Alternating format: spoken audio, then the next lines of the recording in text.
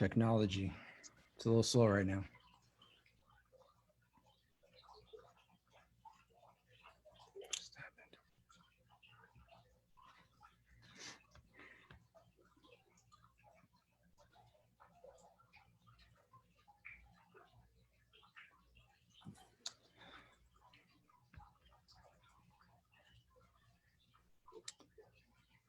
All right.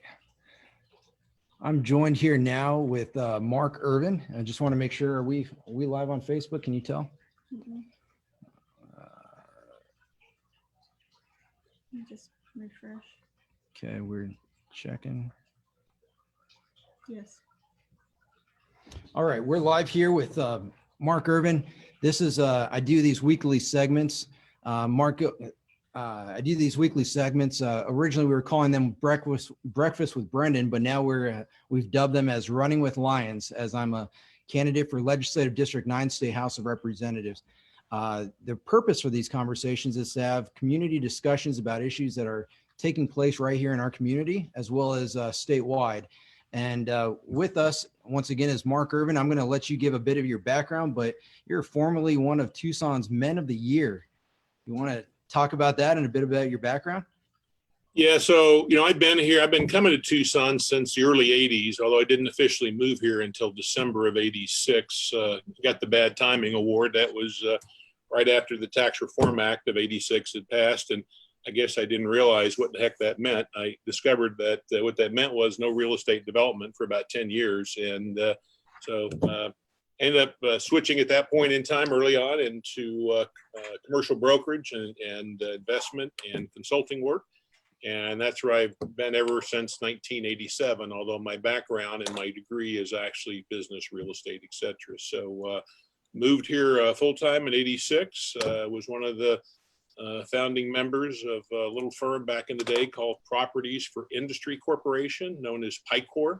And just a really great dynamic firm. Left them in 95 after a little over 8-year stint, and create my own company. And our focus, as you know, is office, medical, and investment real estate. And another bad timing remark, Brandon, I understand in talking with all my cohorts across the country that the first thing that will recover, and it never went into any kind of issue, is apartments.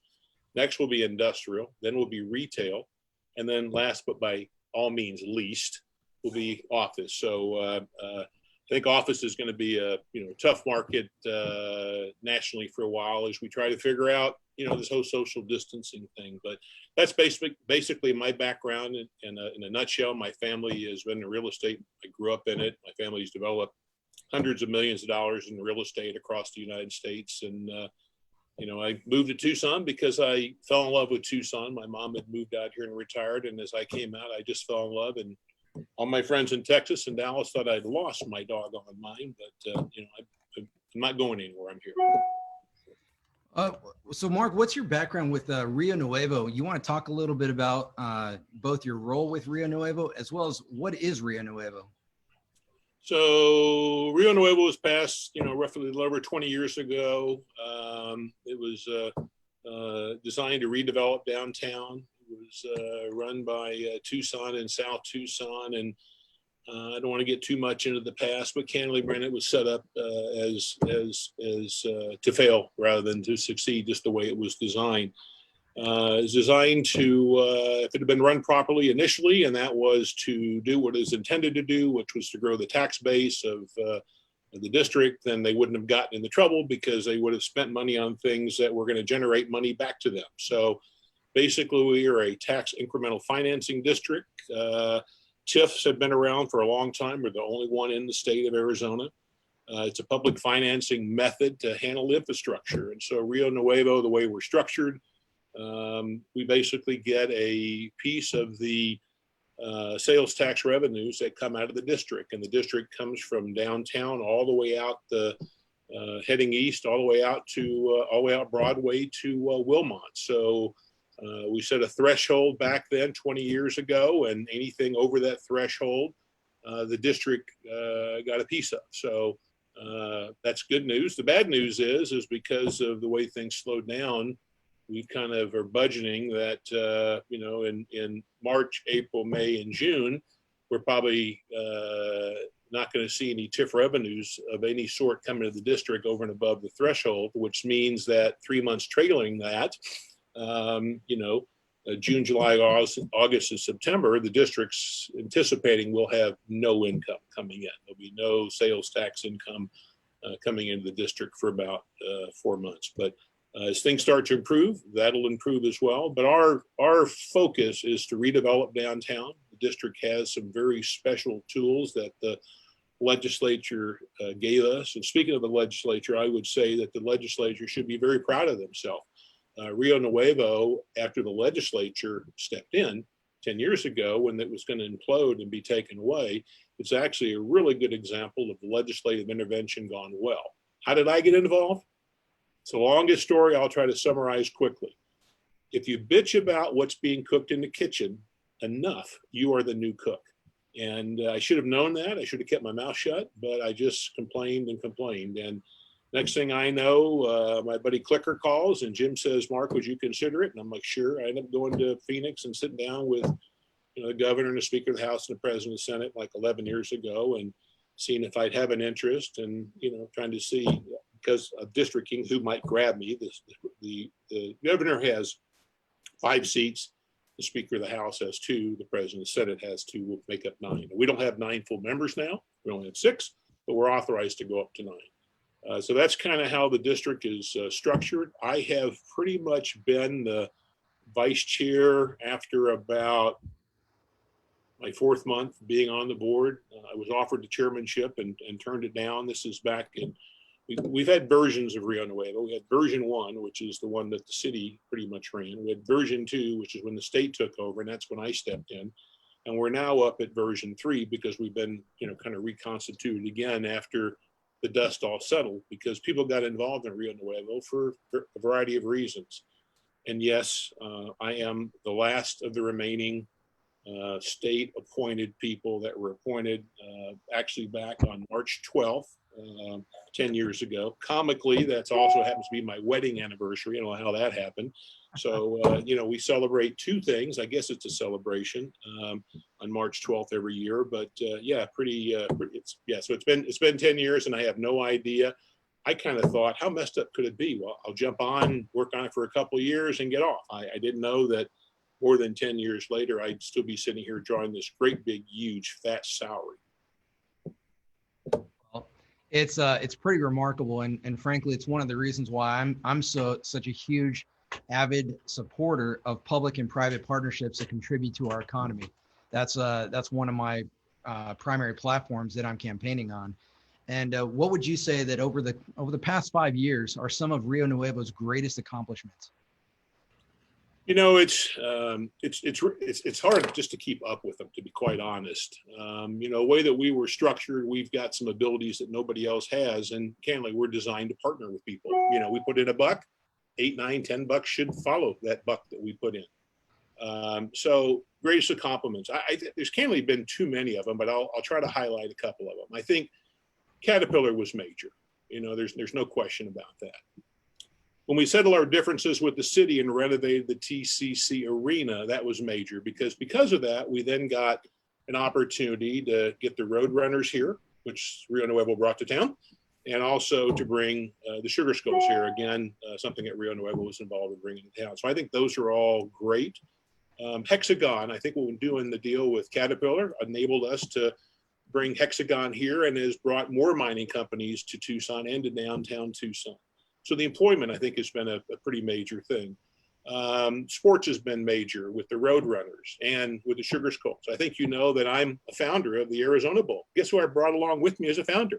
How about my pal and our chairman of Rio Nuevo, Fletcher McCusker? Fletcher is a founder along with Ali Farhang. So because of the 3 of us, you know, there's another sports thing that's happened because of, you know, Rio Nuevo's involvement and continued involvement. So I think sports are big. Employment's big. Hexagon, and we talked about Caterpillar and the other stuff.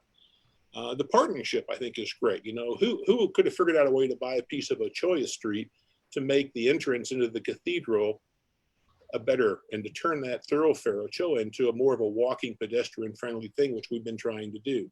Hotels. big. You know about the AC Marriott, one of the top performing hotels for AC in the country. You know what we're doing with Greg Fay and the boys over at across from the cathedral with the first dual branded hotel that's ever occurred in our community, and to have it downtown, 200 plus rooms downtown across from the cathedral, amazing.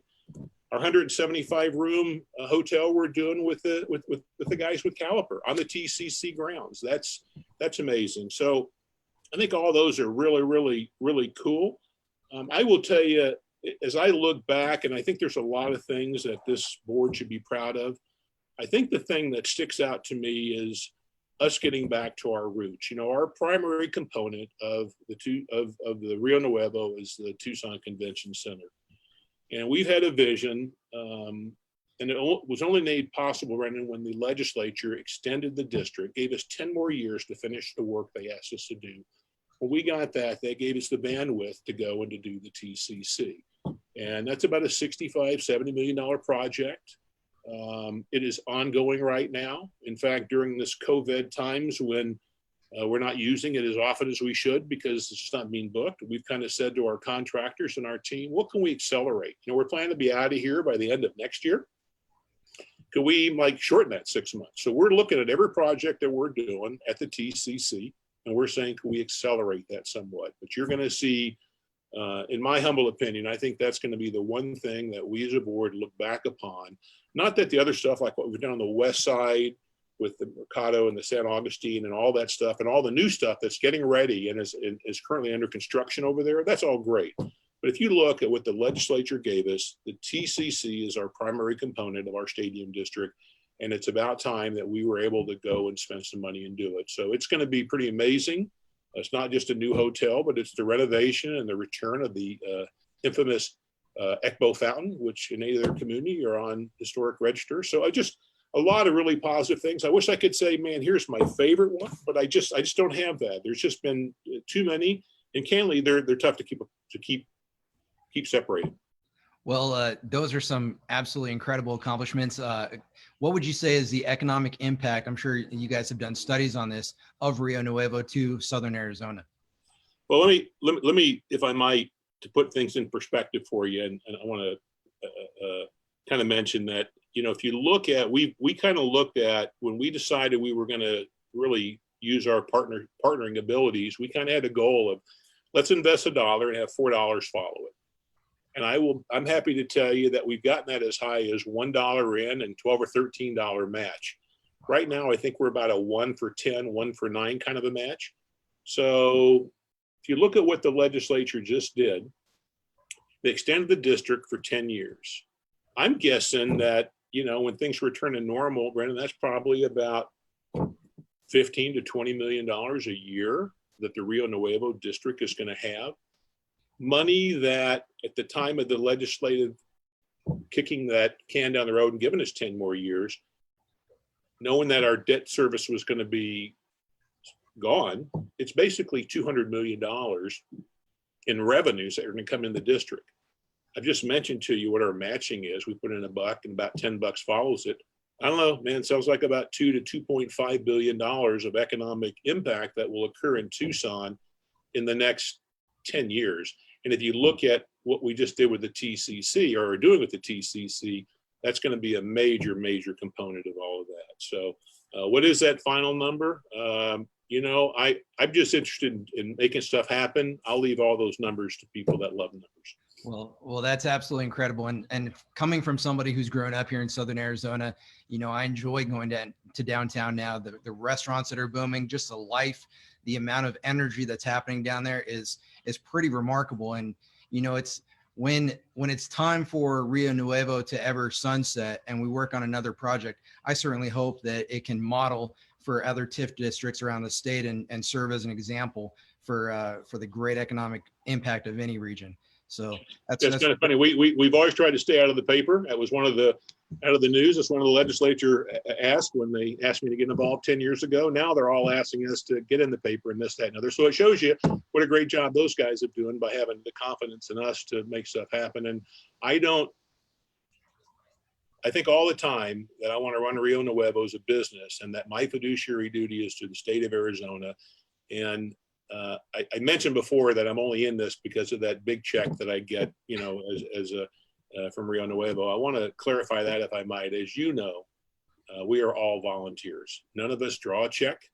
You know, so I've been 10 years been working on this, and I will tell you, as I've said many times, I have this amazing front row seat to brilliance. This is the most incredible, hardworking, amazing board I've ever had a chance to be involved with. I'm very proud to be involved with them, and very proud of them.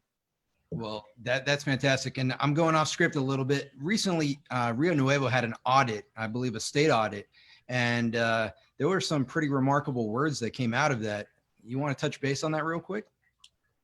Yeah, it's, let me just put you this way, and I've been accused of this. I swear we did not write that audit. That is an independent audit done by the Auditor General that they go and they, you know, contract. We pay for it, but they go and they contract and do this, that, and the other.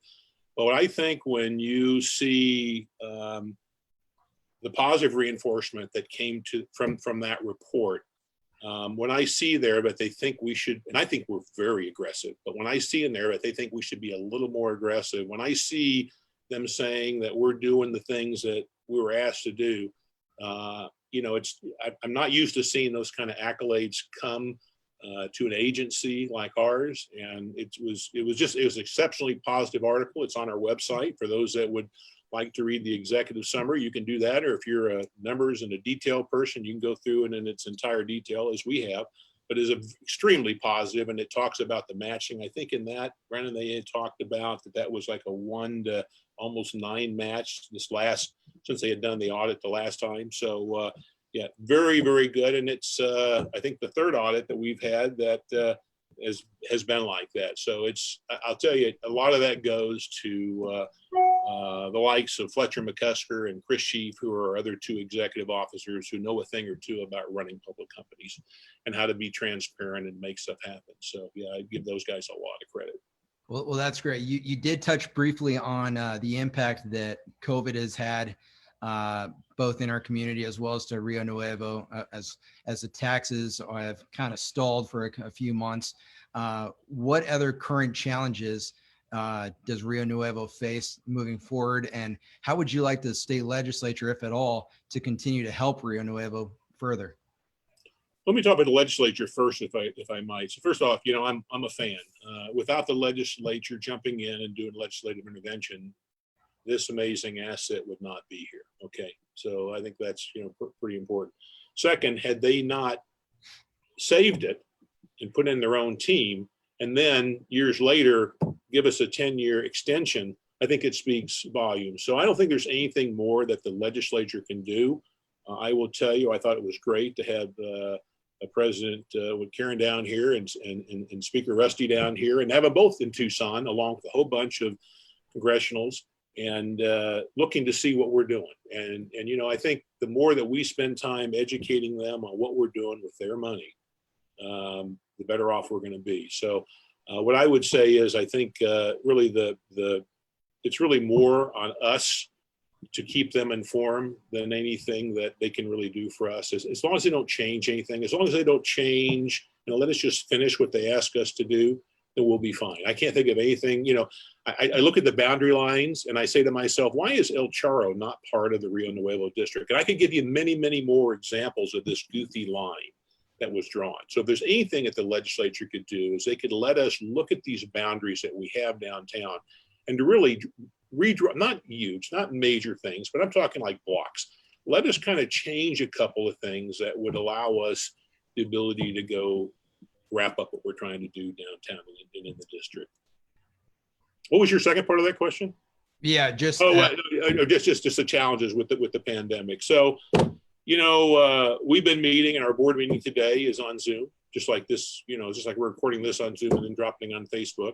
So all of our meetings are on Zoom. I probably have at least 4 or 5 meetings a week on Zoom with my Rio Nuevo executive officers and our attorney and CPAs and other people. So it's, you know, it's just kind of ongoing. I think one of the things that the district did really early as we started to see things close and shutter, and the mayor getting involved with closing things, is, you know, we really tried to put our finger on the pulse and tried to get a handle on what was going on in the district. And I will tell you that it became really evident to all of us that we need to do something to help. And I think there's times that you build and there's times that you preserve. And I think right now our board, and I'm so proud of them, made a decision that we need to try to preserve. We need to look at the backbone, the hub of what makes Rio Nuevo what it is. Not that there's not lots of pieces of Rio Nuevo, but if you look at the pieces that really make huge difference, it's just the mom and the pops. The mom and pop small business entities that make up the hub and the backbone of the city. We wanted to help them. So I'm really happy to tell you that on a Tuesday at our last board meeting, the board decided that it wanted to invest up to a couple $1 million back into the district and helping our merchants. We didn't want to have it be a cumbersome process. We knew we had to use non-TIF money, so non-sales tax monies. So we had to spend some time trying to research how much of that we had, because we haven't really made that kind of distinction. So we spent some time really trying to understand that. And then we made a decision that we wanted to invest up to $2.5 million. We made that decision, Brendan, on a Tuesday. I am happy to tell you, or excuse me, that was on a Wednesday. I'm happy to tell you that on Thursday, the next day, the executive officers met and worked through a process. And by Friday, a couple of days after our board meeting, we had a full application process online. And we sent an email to all the merchants in the district, especially all those small business merchants, and said, please jump on our website. We're trying to help small business in the district. If you're a tax-paying member, please jump online and fill out the application. And we wanted to make it so it wasn't a cumbersome process. It also gave us a chance, I think, to just see what is the financial status of our merchants and how are they doing. And no surprise, they're all hurting, right? So we came up with an opportunity to go help them. I am really happy to tell you that we ended up with 103 applications that were, quote, appropriate. You know, we're tax-paying small businesses within the district. 100% of those got funded. 2% of your gross revenues was kind of the minimum. The maximum was about 50 grand. And I'm happy to tell you that we approved that on Wednesday. We had it on our website on Friday. The following Friday, when we cut off the deadline, we got a little summary of who everybody was. And obviously staff, not that we have a big staff, was checking everybody's application, make sure they were appropriate, they were in the district. We had some people that applied that weren't in the district. We had some people that applied that were nonprofits. We had some people that applied that were service businesses. Not saying they're not important, it's just not what we were set out to try to go do. We met over the weekend, going through all those, our little group of 3. And the board gave us the autonomy to go and make some decisions. That's how high the trust is amongst our group. And I'm happy to tell you that we notified all those folks on Sunday and Monday that they had been approved and for how much. And by Wednesday, we had those checks in our hands. So within 2 weeks of us making the decision, we helped those merchants, and they're amazing merchants that are doing incredible work in the district. And I would tell you, of all the things that I think we've done, and I've said this, I think one of the things that makes the district what it is it's resilient, and we make decisions and we move on them. We just try to not sit on our hands. We really try to be quick and nimble, for lack of a better way to say it. So to me, that's one of the things that I'm the most proud of. And I've obviously gotten, as has the entire board, a lot of notes back from the community on just how impactful that was. But what I liked about it was we didn't mess around. We made a decision. We went and made it happen. And of all the things that we've done, I would say that's probably the one that felt the best. That's really, really remarkable in these challenging times to see our community leaders step up and try to help small businesses and bring back jobs. Really, really incredible. So, I'm hearing about all these great things, but it really plagues me, Mark, that there still remains a minority of politicians who are not in favor of Rio Nuevo. And one of the incumbents that I happen to be up against in Legislative District 9 tried to even dismantle Rio Nuevo. And you can read her op-ed by looking her up. I won't say her name to draw any further attention, but what do you feel is the disconnect that they're not understanding? I think one of the biggest disconnects with people is, and I think it's hard from somebody in the legislative side, is that they don't really understand this money. This is not Tucson's money. I don't make decisions based on, what I think Tucson would do. It's just not the way I'm programmed. I try to make business decisions that I think are the best use of state monies. This is money that would have gone to Phoenix. This is money that would have been in the general budget that would have then been dispersed out. What we have here is a specific carve out that the legislature gave that says anything over this threshold that's happened because Rio Nuevo built it, we're going to give them half of that money back. So that's the way the district is structured. I don't think that a lot of the if somebody that's against that, I would say maybe doesn't understand that piece of it. Although I would find that hard to believe that a legislature wouldn't understand that piece of it, especially when I pointed out to that specific legislator. So I'd say that was first. Second thing that I would say is there are just some people that are just opposed to this kind of stuff. I find that interesting because that's not that particular person's record. They've kind of been for things like this because I don't understand that, but that's not my battle to fight. There are some people that just are against these kinds of things. And then I think there are some people that are just uninformed. They're just clueless. I don't understand why somebody would say, wow, money that would normally go up to Phoenix and stay there is coming back to Tucson. Here's a group that's doing it. It's not getting paid for it and is taking a buck of state money and is turning it into 10 to 11 and growing the economic sales tax base of Tucson. So I think that person would need to answer, why they don't like the district and what we're doing. I would tell you, but I think they are in the minority. Not that there's not, there are, we do have some people that just don't like things like this. They don't understand it. They don't care who runs it, what the deal is. They're just diametrically opposed to these kinds of things. It's a shame because this one, you can understand that maybe 10, 12 years ago. Don't understand that now. I mean, especially the last 6 or 7, the district's been on fire. Wow. Well, I think we've definitely talked about all the successes of Rio Nuevo, certainly building upon the economy here in Southern Arizona, as well as some of the challenges faced. And I'd be remiss if I didn't take a few minutes and talk about a little bit more about you personally. And so you've been allotted as one of Tucson's Man of the Year. You've you helped. Oh man, you're a huge proponent of our military installation. You've helped the airport to create a military relaxation room. If you lounge. Like what's that? Yeah. Your military lounge. It's the military lounge was a lot of fun. I had to ask. I think we ended up talking off the top of my head, but I think I had 74 people that said yes. I think my sales skills are starting to slip a little bit. I had to ask almost 80 to get 74 to say yes. And I think it's probably one of the most feel-good community projects that we've done. We got it open last year. It was a gift from our community to Tucson International Airport.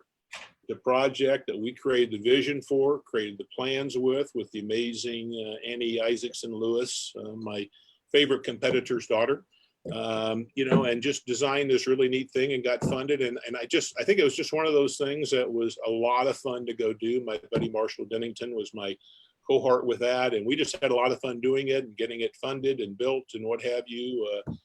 Got some new relationships. Our buddies at Chase Building Team were off the charts and building it. I mean, there just wasn't a bad piece of it. It was just a really good, neat deal. And if you go out there, you'll see the painting that was done that Justin did that actually is Colonel Drawley's plane with his tailhook number and what have you. So there's just a lot of really neat, fun pieces. And, if you're out at the airport and you haven't stuck your head in, you probably should. So I think a lot has changed since I went in February, just a couple of months ago, to the Man of the Year, and it was great to be recognized with so many good friends like Ron, as you know, the general is a great friend of mine, and Barbie is Picor. I used to work with Picor. She's not just a friend; she's a really, really good personal friend. Kate. When I was on the chamber board, Kate was who I was put in charge of. So it's really fun to be on the stage with 3 other people that you just really respect. What I will say to you is, I think I'm just probably a good salesman. I haven't done a damn thing by myself. If you look what happens at Rio Nuevo, it's a team. do I have a lot of responsibilities as an executive officer? Yeah, but I don't get to do anything by myself, and I don't want to. Military allowance, everybody involved. Davis-Monthan Air Force Base, everybody involved. You kind of look at what we've done for Boys and Girls Club, hockey, Arizona Bowl, Sugar Skulls. Trust me, we've had a whole team of people that have helped make those projects happen. And I think they're all designed to be about our community, not about me, not about anything. And so, do I get probably more accolades than I should? Yeah, I do. But somebody's got to drive the boat, and I just can't sit still. Well, you talk about team sports, you talk about driving the boat. You pride yourself on being one of the best fly fishermen on this side of the Mississippi. You have a favorite story?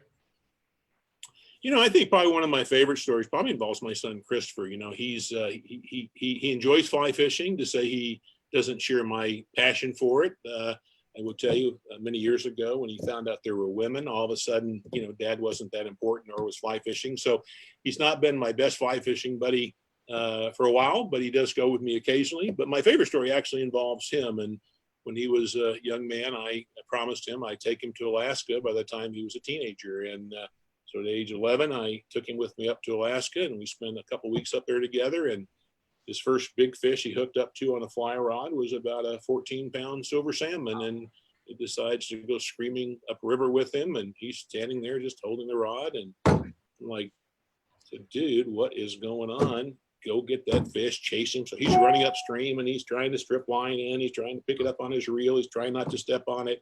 Fish, meanwhile, is not being cooperative. He's jumping and running in the whole 9 yards. And I remember Christopher saying to me, "Dad, you're screaming at me." And I said, "Dude, it's not screaming. This is coaching. Lose the fish, we get into screaming." But that's probably one of my time favorites. I think I've always just enjoyed, seeing others. A lot of times I go fishing and I just guide. I don't even really fish that much. Well, I know I've got about three questions, and we've about exceeded our limit, but the last one pertains to you. You are intimately involved with many and most of the office building transactions here in Southern Arizona. How do you believe this pandemic is going to affect your market? And is there anything you'd like to share with potential consumers? So, I think the big, tall, multi-tenant environment is going to struggle a little bit. I think you're going to see people continuing to look for, maybe rather than having one big office, maybe having a handful of satellite offices around. The other thing that I'm hearing from my client, Brendan, is I'm seeing a lot of people that we've all learned how. I'm still in my office, right? A lot of my clients are still in their office. I think we're always going to have a need for offices. I think we're going to have a need to mix and mingle. When you have a guy like me that's really enjoys the mixing and mingle. I struggle when I don't get a chance to hug you, right? I get a struggle when I can't see pals of mine and actually see them, much less hug them. So we all know you love your hugs too. Yeah, I think we're going to see, the only people I know that are happy about this is Fletcher, because nobody can hug him, because he's just not a hugger. But I hug him all the time, as you all know, because I like to drive him crazy. But I think you're going to see people use office space differently. You're going to see more people having shift hours. We're still in the test to see. You can't look after 2 months and say, "Oh, working from home has worked." It's been palatable, but has it worked? We've made it work. Yeah. Okay. So, can we now build on that? How does that look? I think it's going to change. I think you're going to see, right now, most people rent an office. They, for every, 200 square feet, you get a parking space. I think that's probably going to change to, you're going to see people in 350 square. You're going to see more distancing. You're going to see more redesigns of office, and you're going to see some properties, and we have one, which you can look at markirvin.com. We actually have a couple of them that are designed with that in mind, that are single tenant kind of buildings that have the ability to allow people to actually enjoy social distancing. So I think it's still to be determined, but I think we have learned how to get by. And I think the term right now, as far as I'm concerned, is get by, because I think we have gotten by. We've learned a bunch of stuff. I think it's given us a chance to tap the brake pedals and explore some new things. So time will tell. But do I think the office market's going to go away? No. Do I think it'll be one of the last to recover? Yes. If you're struggling and trying to figure out what you should be doing, give a shout. We're around. Well, I'm going to wrap this up with, do you recall the first time that we met, and why have you made a choice to support my candidacy? as I've told you many times, I've always enjoyed people that are independent minded, that don't go with the flow, that aren't afraid to point out the obvious. I've always been somebody who, I may not have a vote, but I am allowed to point out the obvious. And if my clients don't want it, they shouldn't be hiring me to come and help them. So I just appreciate your candor. I love the fact that you're not afraid to say what's on your mind. I think we need people that are going to continue to do that legislatively in a positive manner. I'm not a mean-spirited person. I've not gotten anything done by myself or being mean. And I think you're that same mold. So I like people that are kind of that way.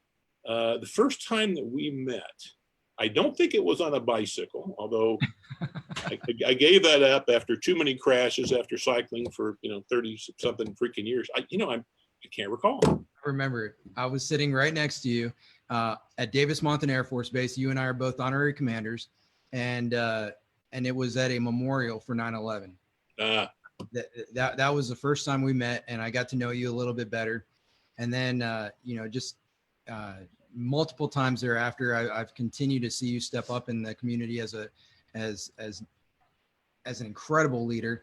And those aren't just words that I'm saying to you in a video conference call. I stand by that, and that's why I've asked you to be part of this conversation. And thank you very much for all you do, not just for Rio Nuevo, but for the military, for just making Tucson a place that I love to call home. So I will share the following two things. If you'd like to check out more about my candidacy, you may do so at visiting Lyons4az.com. That's Lyons, the number 4az.com. And on June 4th, we're going to be celebrating small businesses and the reopening of restaurants by heading down to Union and talking to Grant Kruger, the owner of Union Reforma, and he owns several establishments here in Southern Arizona. And we're going to be talking about and celebrating, of course, with social distancing measures in place. But it's a beautiful time to step up and appreciate those restaurants who are also serving our community. So Mark, thank you so much for your time. I know I've taken about 8 minutes over, but again, thank you so much and for all you do. Always happy to talk to you and appreciate very much your candidacy. And I'm looking forward to Grant's thing. I hadn't planned to kind of dial into that, but I'm always curious to see how somebody, and he's got, some interesting options there at St. Philip's with the way he's designed, that he can do some social distancing things. So I'll actually tune into that, and I look forward to getting your little thing. And thanks for having me. And as you know, part of our goal at Rio Nuevo is to educate. So if people have questions, as you know, I don't shy away from stuff. If people need to reach me, every phone number and email address that I have, and by the way, I only have a couple, only one email address, I answer them all, as you well know. So just shout, happy to help. Thank you, Mark. Have a great day. You too.